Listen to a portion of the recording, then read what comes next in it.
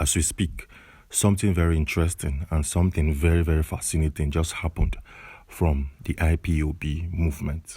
Yes, a couple of hours back, let's say 10 hours ago, Aloy Ejimakor, who happens to be the special counsel to Nnamdi Kanu, came up on his Twitter page, his X page, to make a statement and to make a declaration.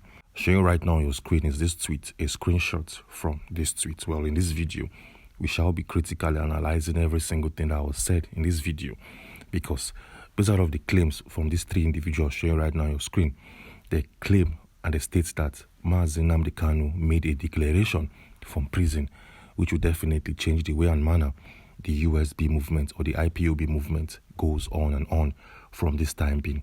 So the question here is, what did Nnamdi Kanu say through these three individuals? Well, before we disclose what Nnamdi Kanu said, we have to first of all showcase or disclose the identity of this individual showing right now on your screen. Yes, so let's start with the individual in the middle. In the middle, we have a lawyer known as Nnamdi Kanu. And on the left-hand side of your screen, it's Maxwell Opara Clearly. And on the right side of your screen is a lawyer known as Barrister Jude.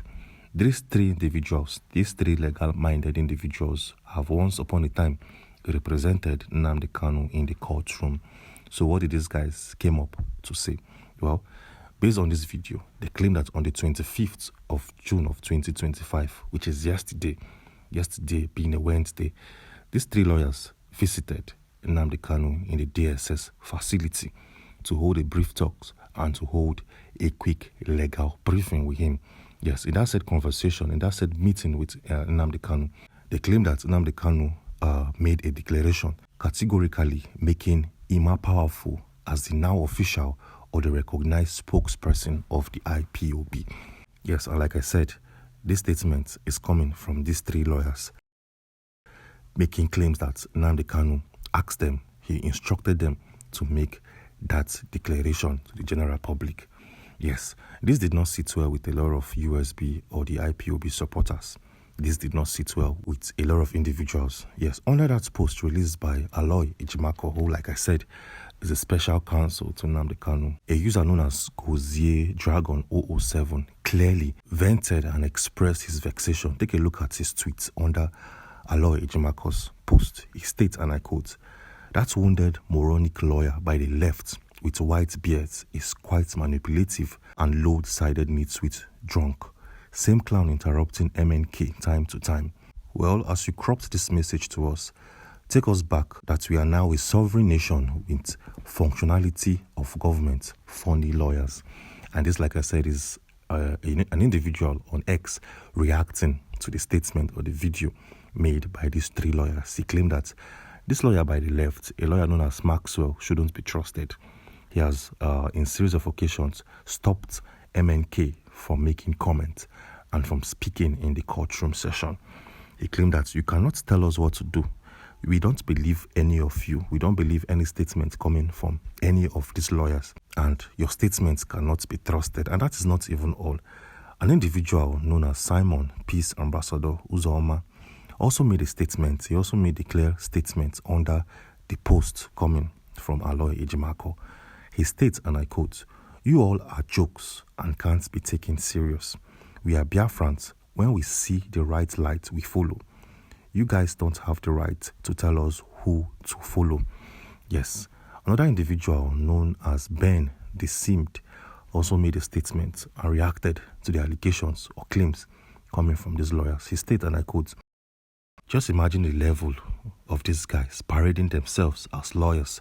So you are very comfortable to come here to make this announcement when your duty is to get him off the hands of the kidnappers. We hear you. Come and force us to accept it.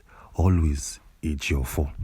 Another individual known as Francis also reacted. In his own words, he states, and I quote, "Aloy, sir, we the Biafrans will never take this, and we urge you to stop giving us such messages. We have a government that will stand till both MNK and MCE join us again.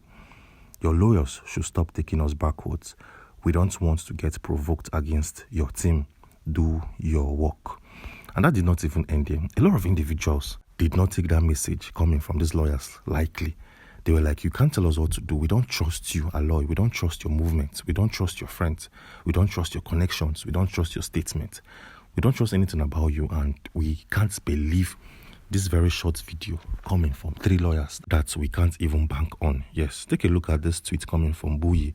He states, this is nonsense. Anybody can claim him are powerful. Why can't everything go through the DOS since he's absent?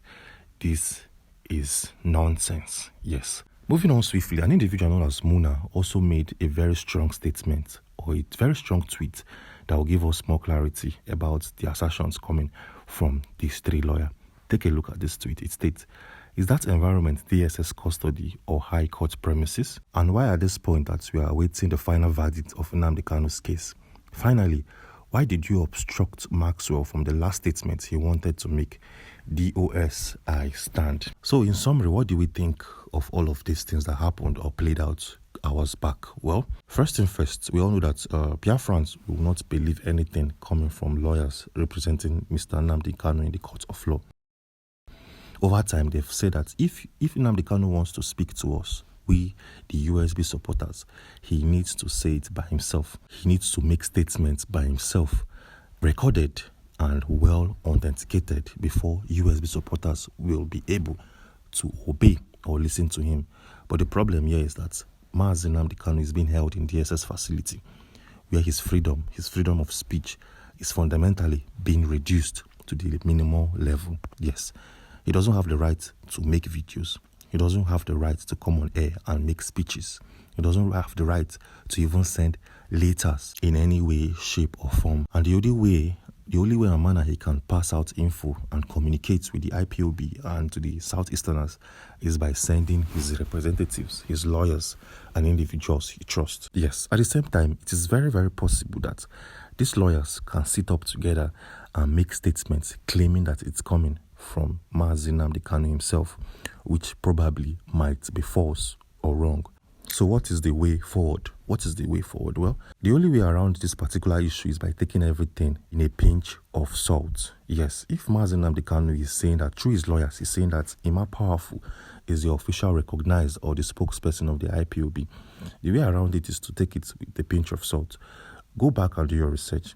How many times have this man, this individual known as Ima Powerful, made statements or have made declarations that wasn't in favor of the USB or the Biafran people? Yes, we all need to do our research and truly understand the fundamentals of this conversation. How many times this individual known as Ima Powerful has made declarations that did not favor a lot of Biafran people? After doing your research and analysis, then you should know if this guy known as Ima Powerful has the interest of the USB people at heart, or he's there to feed or make money off this movement. That is the very first thing to do.